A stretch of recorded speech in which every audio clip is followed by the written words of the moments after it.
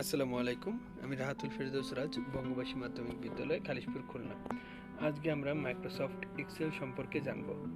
তো Microsoft Excel অ্যাপ্লিকেশনটি চালু করার জন্য আমরা উইন্ডোজের অল প্রোগ্রাম অথবা সার্চ মেনু থেকে EXCEL টাইপ করলে আমাদের এক্সেলের অ্যাপ্লিকেশনটি পেয়ে যাব। সেটা এখান থেকে ওপেন করতে হবে।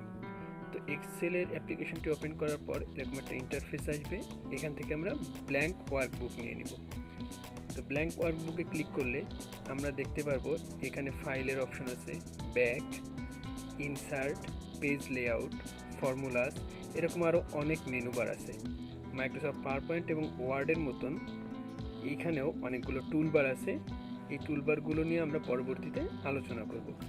এইখানে ওয়ার্কবুকে কিছু রো এবং কলাম আছে, যেমন ABC যেগুলো লেখা এগুলোকে বলে হচ্ছে একটা কলাম, এবং 1 2 3 বরাবর যেগুলো লেখা এগুলোকে বলা হচ্ছে রো। যেমন এই যে বিতে আমরা 1 2 3 4 5 লিখলাম, এগুলো হচ্ছে এর কলাম। আর এখান থেকে আমরা শীট 1, শীট 2, শীট 3 এভাবে যোগ করে নিতে পারি। আর নিচের এই অপশনটা থেকে আমরা জুম ইন এবং জুম আউট করতে পারি। তো এই ছিল মোটামুটি মাইক্রোসফট এক্সেল সম্পর্কে ধারণা।